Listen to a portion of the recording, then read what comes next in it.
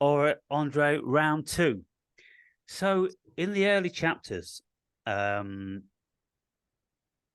encounter the supernatural with visitation um, from Jesus and angels, and then taking a psychedelic trip and having Jehovah chastise me, and going to hell for 18 hours and all these sort of things.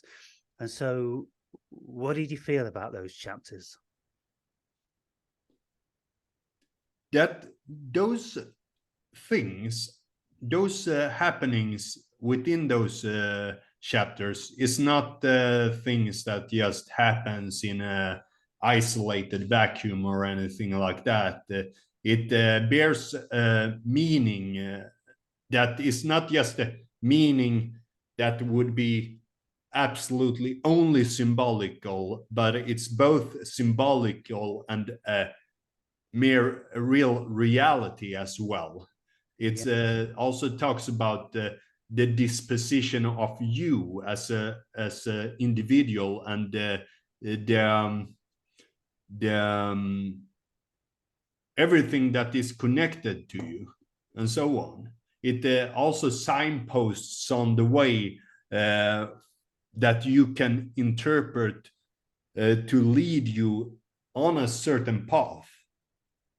yeah. So these encounters, let's take the encounter with Jehovah um, for this moment in time, because I took 4.5 grams of Seta, um, psilocybin, and those Liberty caps, as you know, I think they're reputedly to be the second most powerful fungi psychedelic on the planet. And so that's a decent dose to introduce you to the supernatural. And so at that time, for at least a year, probably going back all of my life, I was decrying God, decrying love. Sorry, decrying love. They're the same thing as it happens, but so this is probably why I was chastised by God, because I was decrying Him. I was denying the existence of love. I was saying that it's where is it then? Prove to me. Because if we asked 1,000 people what love is, we'd get 1,000 different answers. So therefore, there isn't anything concrete in existence. You know, if you said to them, let's say you put a needle in their arm, a thick one, and they felt pain, then the vast majority of people will describe the same pain, wouldn't they? They'd have this the same, and then they'd describe it as like a stinging and a jabbing and all those sort of things. And so that's pretty straightforward. But when we come to how do you love your grandma? How do you love your son or daughter? How do you love your partner? How do you love your holidays or your job? Well, we get into very murky territory. So I was always making videos saying love is just a concept and there's no reality to it at all. And in any case, even if when people say, "Oh, I love you, I'd always be with you, forever and ever," then all of a sudden you find that relationship is over, and then you go, "Well, where's the love gone now?" And you look around for it, you look in the heart of your lover, and all of a sudden it's gone. Where did it go? Well, I would say that it never actually existed. It was just a figment of imagination. So what could we say love is? Imagination? Yes, it seemed like it to me. But what happened is, Andre, um, when I went on this psilocybin trip, I was out on a beautiful summer's day and I was looking at the baby lambs. Well, it was a spring day, actually. Looking at the baby lambs, and I'm looking at the light shining off their beautiful fleeces, and they seem to be glowing, in the psilocybin, and everything felt like it was love. The psilocybin told me that the sunshine was love, the clouds were love, the trees were love, the lambs were love, the grass is love, I'm love, everything's love. And I felt that, wow, I mean, It does feel like it, actually, whilst I'm under the influence of this powerful entheogen. And then the entheogen wanted me to climb over a small barbed wire fence and to walk in a river, which I'd never been in before, and I didn't feel comfortable with that. I was, smashed by this stage, and I thought to myself, why do you want me to climb over a barbed wire fence into a shallow river, only about maybe 3 feet high? But I thought I'll get tangled in some barbed wire or in an old bike frame, and I fall over, I'll put myself in danger. So I said to the mushrooms, I'm not going. And as soon as I said I'm not going, then the energy changed and it became almost demonic.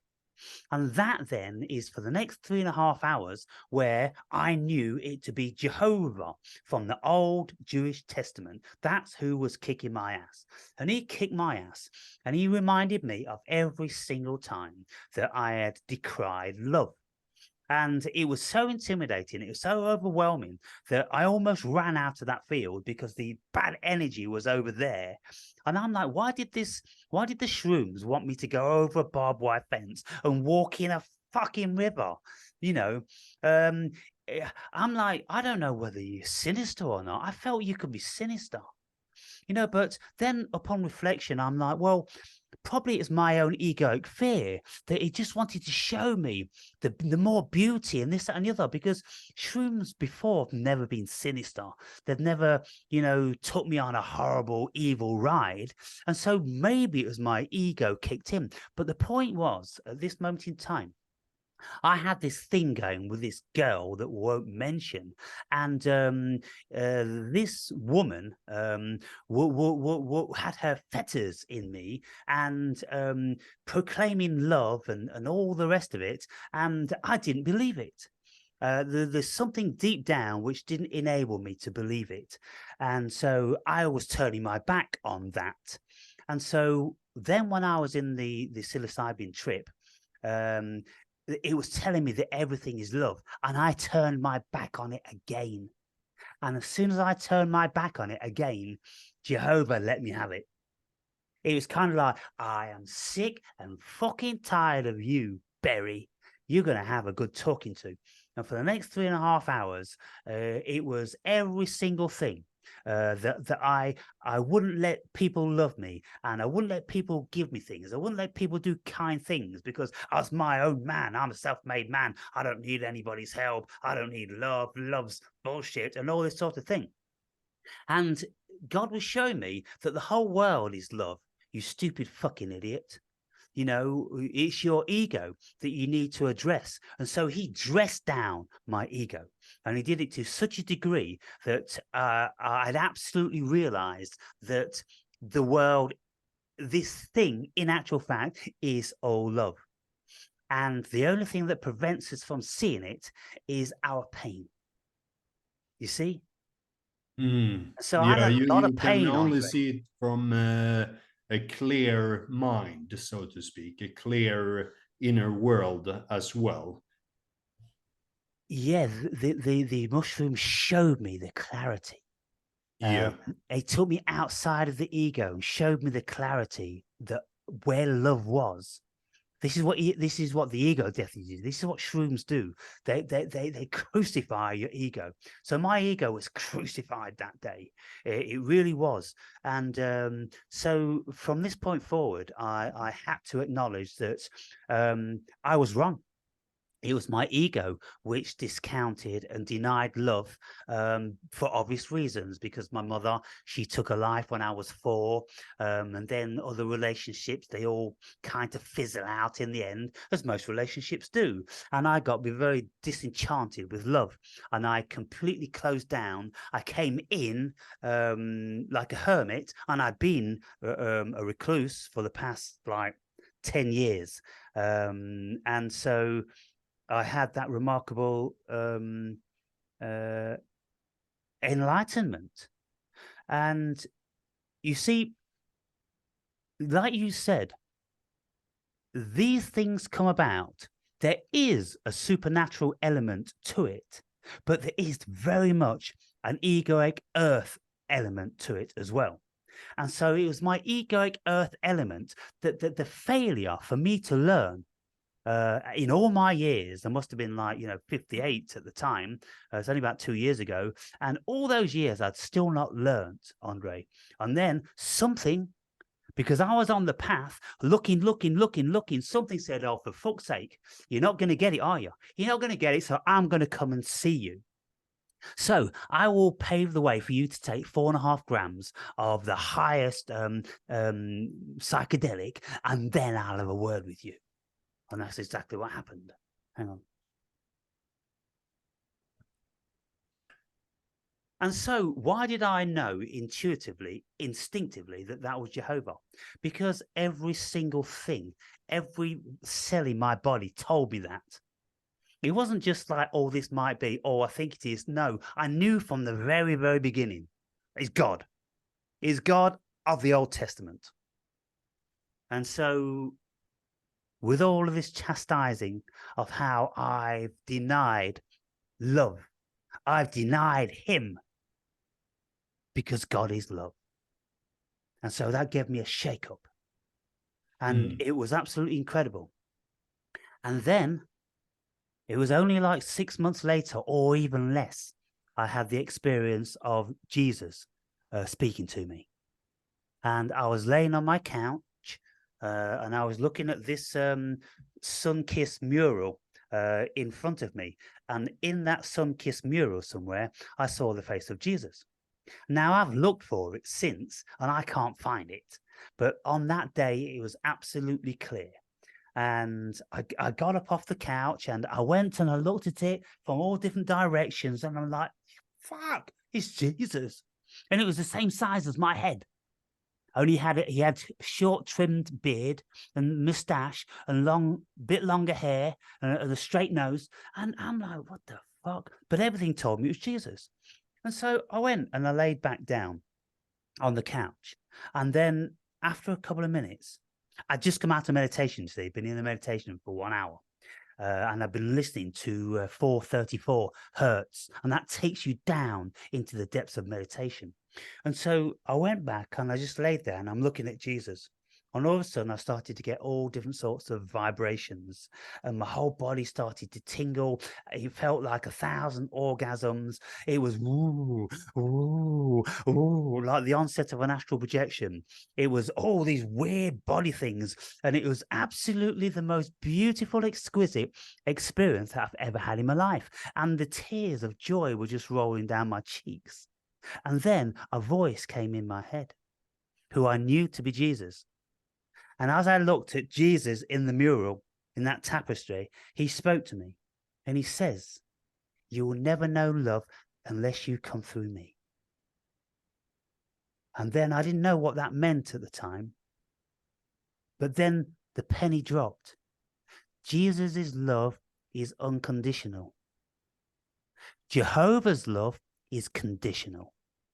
So when Jehovah was showing me his love, he was like a father figure, chastising a son. You love the Father, but you're afraid of him. With Jesus, you're not afraid of him because there isn't an ounce, a smidgen of anger or threat or nothing. Jesus' love is absolutely unconditional. And so he showed me what unconditional love was, as opposed to the Father's conditional love. And this feeling, I just laid there vibrating and crying and feeling absolutely amazing, not being able to do anything. And I listened to what he said. And then I'd realized that he'd shown me what unconditional love was. And it was vastly overwhelming. And I came out of that and I thought, oh boy, oh boy. It was wonderful in one facet because I'd experienced Jesus' unconditional love. But I knew that I could never replicate that. And I would never feel that emanating from another human being. And so it gave me that love of God, which I've been looking for ever since. And I'm not interested in fickle human humanisms, they could never even come close to what I got from that. And so Yeah. then I knew what Jesus' love was. I knew what unconditional love was. And I knew what the wrath of Jehovah was. Hmm. Yeah, all the like physical material and yeah, the love of the flesh is ephemeral. It is contained to suffering in a way. You know, one can be desirous for it through yeah, the flesh, the bestial nature, and so on. And yeah, that is really something to discipline in a way, because there's a higher form of love, so to speak. Yeah.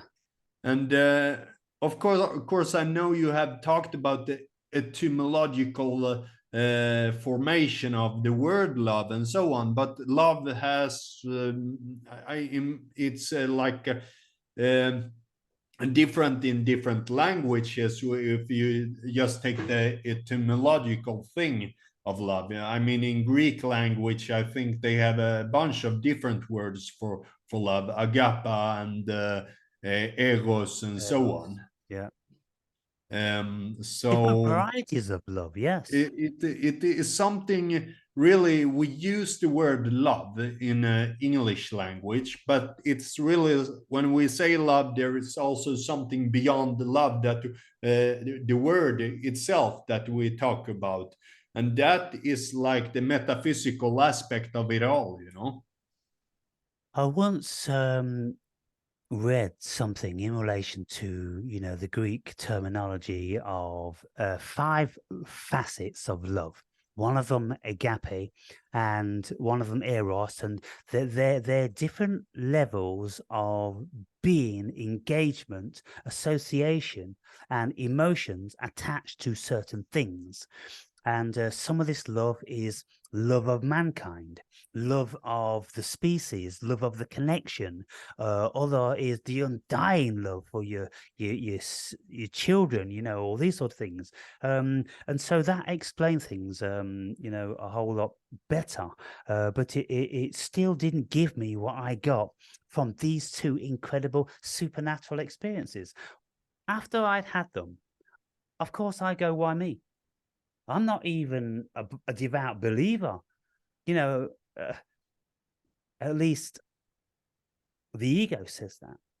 But then I go, well, look, how many times have you been to church? Hundreds. Everywhere you go to a different city or different town, you're always drawn to the church. You like to go into the church. You sit in the graveyards all the time. And so it's kind of like, oh my God, I've had a revelation that all these years I've been denying that I'm a believer in God and the essence of it, but my actions have been telling a different story. I've been reading the Bible for years. I read it in its entirety when I'm 27. I read it again in its entirety when I was like 45. I've studied copious and copious amounts of biblical scholars and all this sort of thing. And then I tell myself that I'm not a Christian, or I'm not religious. And so there's something going on. Something pointing in that direction, maybe, that you not yet know at this point in time, but it's like going further and further towards that more godly thing, so to And speak. then, all these years I've been looking for the real essence of this universe. And the real essence of this universe is God is love. And so I've been helped. Everything has shown me. I've been shown what hell's like. I've been given symbolic messages by angels. I've been chastised by God, and I've been shown and told what unconditional love is by Christ. I've been guided to all the right books and all the right videos, all the right life and all the right people, everything. My whole life has been guided. I'm absolutely positive of it. Even in this last year or so, everything was perfect, absolutely perfect, because it enabled me to continue with that journey. and I became so rich from it. And now I write a book, closer to God, and I'm still denying I'm a Christian or I'm religious. Yeah. So the road has been paved, and you have known for a good while that the road is paved for you, right? Yeah. And that is a similar experience I have had throughout my life. When it has been dark when I was younger, I also had a sense of the thing was like there was a chosenness to it all. You A know, what? a chosenness to it all. A chosen. Right. Yeah, Yeah. Okay. because. When certain things come in your direction, you see, okay, this is for me to do this right now. Got 10 minutes left. Yeah. Yeah, I mean, the thing is when we have these, when we're intuitive, you see, I think you're very similar in me that anything that befalls us, um, we're not in denial of, we don't resent and we don't rebuke, we embrace because we know that it's for a very good reason and we're going to grow and learn from that. We're not going to be blaming anybody. We're not going to be saying, oh, poor us, why me? No, we're going to go, thank you. Thank you, universe, because there's beautiful lessons to learn out of everything that you're showing me. And so that's how my whole life has been. And I never was in denial that my path has been chosen. I always felt absolutely intuitive. And I remember years ago, I'm making videos saying that I don't ever get lonely. I've never, ever had a lonely second in my life. And I'm like, why is that? And I didn't know at the time, but now I've come to realize in recent times because I've never been alone. I've always had spirit with me. Yeah, and you have never been bored either, right? No, never been No. bored. Hmm. I have been restless. I have been bored, but I can't say fully that I have felt lonely because I can't really relate to the loneliness because I don't know. I never felt like, oh, poor me, I have none here right now. If I want to have somebody around, I can have somebody around. Mhm. And sometimes I have somebody around, but loneliness, no. You can do so much in your own vicinity and with yourself and so on. Well, you keep yourself busy with your friends studying the nature of the universe, just the same as I do. And that, it's a natural philosophical trait that, philosophers in general, they don't mess around with having partners. It's far too distracting and they don't get what they need from it. And so, therefore, we go the lonely route or the solo route because we need all of our time. I need every single second of my day to doing the things that I know I need to do. And, I never accomplish all that I want to do each day because there's so much more to learn every single day. And the stuff that I need to listen to and learn and read and, all this sort of stuff. And, this incredible journey of closer to God, it really has been a supernatural experience. And I've gotten to chapter 13 or 14. And I've got the last chapter to write. And I'm going through all of the chapters, just making sure that I'm happy with all that before I settle down and I write the unwritable. I try to convey the non-conveyable. I'm trying to speak about the essence of the Tao, the nature of God. All I can say is it's love, and we're being dreamt. That's it, basically. And then you get into all the different depths of metaphysical aspects. Well, what are we doing here as human beings? Well, it's for personal evolution of God consciousness, experiencing what it's like to be a different sort of creature.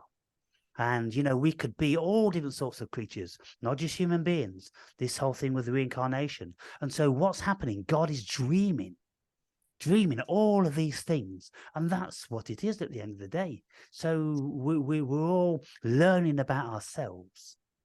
Yeah. I think about that reincarnation part.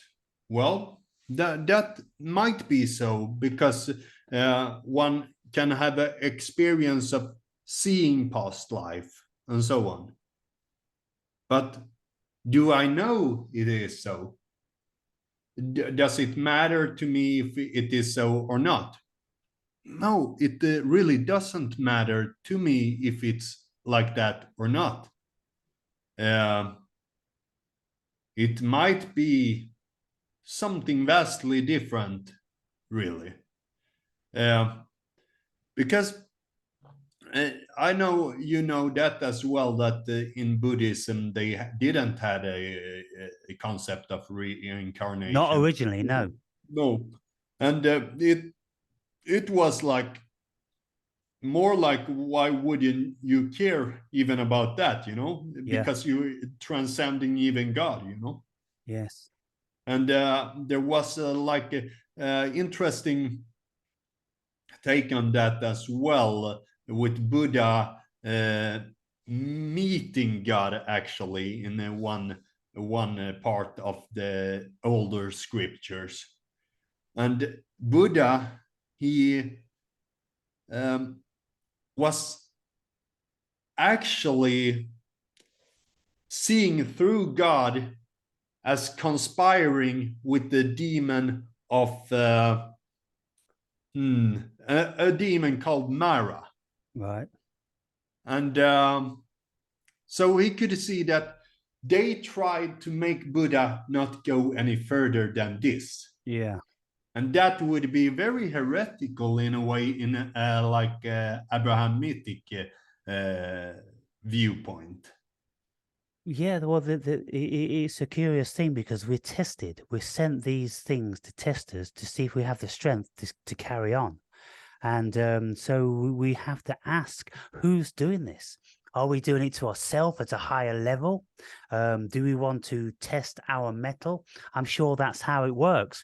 And I'm sure at the end of the day, we are everything and we do everything to ourselves. And at the end of the day, one DMT experience told me that the world is absolutely perfect because it is not to take anything away from this, but only a dream in the mind of God. Nobody is dying, nobody's living, nobody's suffering. It's all over in the flick of a fingers in the bigger picture. But what's happening? It's just kind of like if you see someone die in a movie, no one's really died. It was a movie, but people in the audience buy into it with their belief. That's what's happening here. There's nothing really happening save for a movie. It's all Maya. It's all illusion. And so nobody dies because nobody ever lives. And so characters are just born out of the pen of a writer. And then they are, created through the frames of a movie. But there is nothing except imagination. And when you realize that, at the real depth of it, that's when you know then that this is absolutely beautiful. It's genius. It's perfect. And in no time at all, we're all going to go back to source and have these realizations of, wow, that was a great movie, that was. Just like in this life, we watch 1,000 movies or more. Well, we do that in a spiritual way as well. And so we're almost out of time now. It's going to kick us off any minute. But that was, a great conversation. Really appreciate that, Andre. And so whenever you want to do Yeah. another one, write a few questions down and, come and, see we can strike up another great conversation. Yeah, I think so. Next week. Next week, are you there? Yeah, I'm there. Okay, yeah, after the weekend or something like that. Just Yeah. drop me a line in any case. So, viewers, I hope you liked this conversation. And if you got any questions yourself, then maybe Andre and I could speak to them about, or speak to them, yeah, answer them. And if anybody else wants to have one of these conversations, having read the book, then, I'm more than willing to do that. Because speaking the depths of these supernatural things is very nurturing to us as spiritually inclined beings. Yes. That was your cue. When I start talking, that's your cue to start. Ah, okay, okay. But by the way, Right. A the square. compass. Yeah, it's a compass, you know? Yeah, well, they call it a square, don't they? Yeah,